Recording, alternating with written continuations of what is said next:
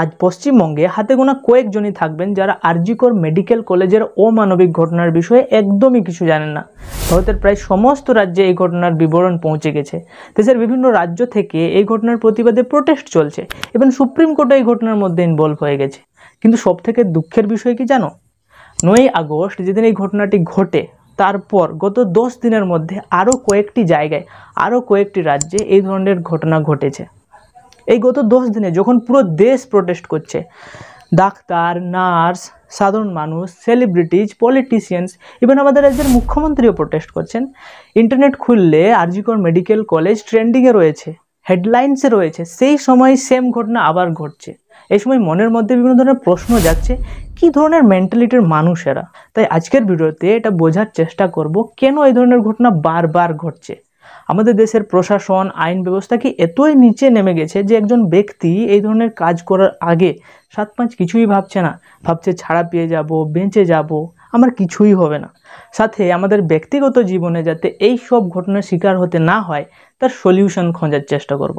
কোথাও কোনো sexual harassment, rape এই ধরনের ঘটনা ঘটলে সমাজের কিছু বুদ্ধিজীবী মানুষ আছেন যারা ভিকটিমকে দোষী ভেবে নেই। ভিকটিম কেন সেই সময় একা সেখানে গিয়েছিল, যেটা আরজিকর মেডিকেল কলেজের ক্ষেত্রেও আমরা দেখলাম। মেয়েদের একা বাড়ির বাইরে যেতে নেই, হয়তো মেয়েটিরই কোনো খারাপ গুণ ছিল, মেয়েটির পোশাক নিয়েও প্রশ্ন ওঠে। কিন্তু এইসব প্রশ্নের উপর তর্ক করার আগে আমাদের রেপিস্টদের বিষয়ে জানা অনেক বেশি জরুরি। কে এই রেপিস্ট, তারা কেন এই ধরনের কাজ করে এবং তারা সমাজের কোন জায়গায় বাস করে। আর এই সমস্ত প্রশ্নের উত্তর খোঁজার জন্য মধুমিতা পান্ডে তিহার জেলে গিয়ে 122 জন কনভিক্টেড রেপিস্টের ইন্টারভিউ নেন এবং তিনি বলেন রেপিস্ট কোনো মনস্টার বা এক্সট্রা অর্ডিনারি মানুষ নয়, তারা আর 5টা মানুষের মতনই সাধারণ মানুষ।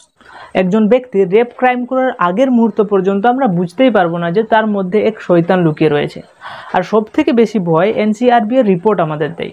ন্যাশনাল ক্রাইম রেকর্ডস ব্যুরো, সংক্ষেপে এনসিআরবি, এর 2022-এর রিপোর্ট অনুসারে 97% রেপ কেসে রেপিস্ট ভিকটিম এর ক্লোজ সার্কেলের ফ্রেন্ডস বা রিলেটিভ হয়ে থাকেন, অর্থাৎ যিনি ভিকটিমকে খুব ভালোভাবেই জানে। 1997-এ একজন পিএইচডি স্টুডেন্ট স্যামুয়েল ডি স্মিথিম্যান তার রিসার্চ পেপারে একই কথা বলেছেন যে রেপিস্ট বেশিরভাগ সময় ভিকটিম এর ক্লোজ সার্কেলের কেউ একজন হয়ে থাকেন। তিনি লস অ্যাঞ্জেলস নিউজ পেপারে একটি অ্যাড দেন যে তার রিসার্চ পেপারের জন্য তিনি কয়েকজন রেপিস্টদের সাথে কথা বলতে চান এবং তিনি ভেবেছিলেন হয়তো তাকে কেউই কল করবে না। বাট তার মোবাইলে 200টি কল আসে, যার মধ্যে তিনি 50 জন রেপিস্টদের মোবাইল ইন্টারভিউ নেন এবং তাদের মধ্যে একজন কম্পিউটার প্রোগ্রামার তার গার্লফ্রেন্ডকে রেপ করেছিল এবং একজন পেইন্টার তার অতি পরিচিত এক ব্যক্তির স্ত্রীকে রেপ করেছিল। অর্থাৎ এর মাধ্যমে প্রমাণ হচ্ছে যে বেশিরভাগ ক্ষেত্রে রেপিস্ট ভিকটিমদের পরিচিতদের মধ্যেই হয়ে থাকেন।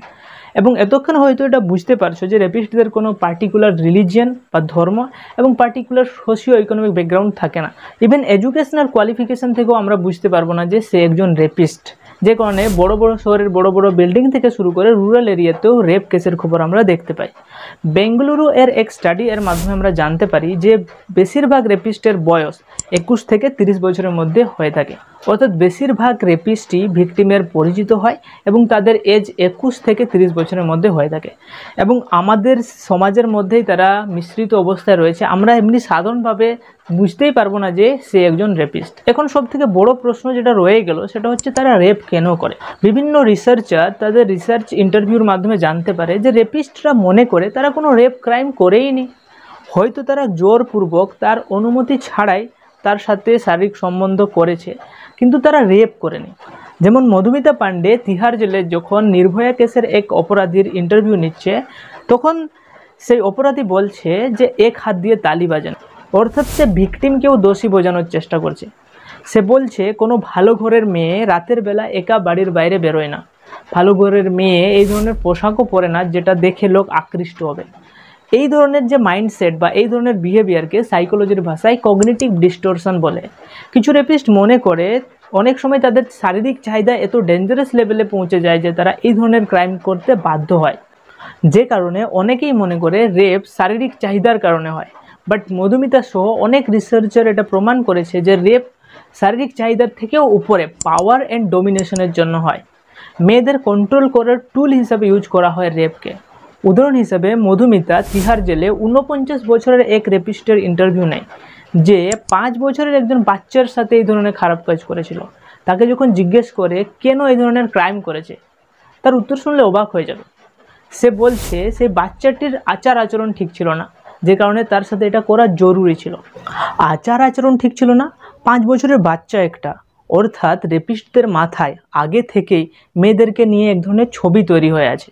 মেয়েরা এই ধরনের পোশাক পরে, মেয়েরা বেশি হেসে কথা বলে না, মেয়েরা একা বাড়ির বাইরে যায় না।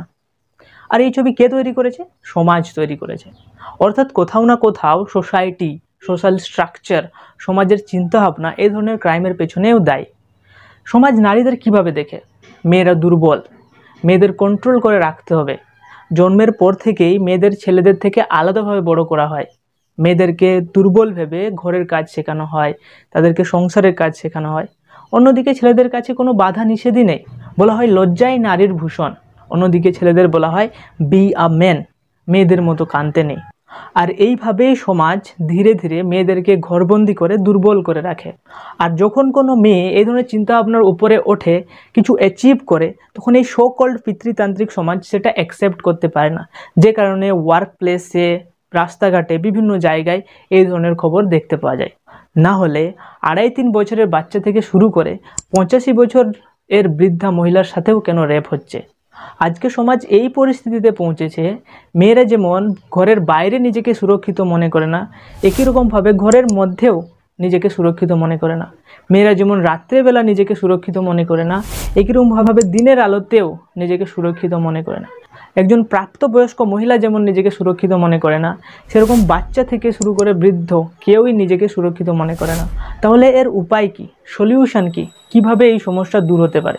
অনেকে মনে করে শাস্তি বাড়ানো হলে এই রেপ ক্রাইমের সংখ্যা কমতে পারে, কিন্তু অনেক এক্সপার্ট এর মতে যদি শাস্তি বাড়ানো হয়, এভিডেন্স মেটানোর জন্য ভিকটিমের অনেক বেশি ক্ষতি করার সম্ভাবনা থাকে। এছাড়াও আমরা দেখলাম যে 97% কেসেই রেপিস্ট তার নিজের পরিচিতদের মধ্যে হয়ে থাকে। এক্ষেত্রে অনেক সময় রেপ এর ঘটনা রিপোর্টই করা হবে না। আবার আমাদের দেশে ফেক রেপ কেস রিপোর্টের সংখ্যাও কিন্তু কম না। যদি শাস্তির কথা দেখি, ভারতে সর্বনিম্ন শাস্তি রেপ কেসের ক্ষেত্রে হচ্ছে 10 বছরের জেল, এরপর যাবজ্জীবন কারাদণ্ড থেকে শুরু করে মৃত্যুদণ্ড পর্যন্তও দেওয়া হয়। তাহলে দেখছি শাস্তি বাড়ানো কোনো লং টার্ম সলিউশন হতে পারে না। তাহলে এর উপায় কি? আমরা যদি কোনো ক্রিমিনালকে ভালো করে লক্ষ্য করি, তাহলে দেখব ক্রিমিনালের মোট দুটো ভয় থাকে। একটা হচ্ছে তার শাস্তি কী হবে, আর অন্যটি হচ্ছে সে ধরা পড়বে কিনা, বা ধরা পড়ার প্রবাবিলিটি কতটা। আমাদেরকে এই দ্বিতীয়টার উপর জোর দিতে হবে। আর এই রেপ কেস কমানোর সবথেকে সরল উপায় হলো সমাজের চিন্তাভাবনার পরিবর্তন ঘটানো, মহিলাদেরকে কম পাওয়ারফুল দেখানো বন্ধ করা। বলিউড সিনেমা থেকে শুরু করে সমস্ত কালচার ইন্ডাস্ট্রি যেভাবে মহিলাদেরকে অবজেক্টিফাই করে, সেই সমস্ত কিছু বন্ধ করা। আর এই সমস্ত কিছু আমাদের নিজের পরিবার থেকে শুরু করতে হবে। বাচ্চাদের এথিক্স, মোরালিটি অর্থাৎ নীতি নৈতিকতার শিক্ষা দেওয়া, কোন কাজটি ঠিক কোন কাজটি ভুল সেটির শিক্ষা দেওয়া, পার্সোনাল স্পেস এর শিক্ষা দেওয়া। রাস্তা চলতি মেয়েদেরকে খারাপ নজরে দেখা, খারাপ কমেন্ট করা, তাদের পেছন পেছন ঘোরা, এই সমস্ত কিছু সেক্সুয়াল হ্যারাসমেন্টের আন্ডারে পড়ে, এর শিক্ষা দেওয়া। কারণ এই ছোট ছোট ক্রাইম এর সঠিক বাধা না থাকায় এক সময় রেপ এর মতো বড় ক্রাইমে পরিণত হয়। যদিও সোসাইটির পরিবর্তন একদিনে সম্ভব না, কিন্তু এগুলো প্র্যাকটিস করলে এর প্রভাব আমরা ভবিষ্যতে দেখতে পাবো। আশা করছি আজকের ভিডিও থেকে অনেক কিছু শিখতে পেরেছো। ভিডিওটি ভালো লাগলে like, comment, share and subscribe my YouTube channel. Thank you for watching this video.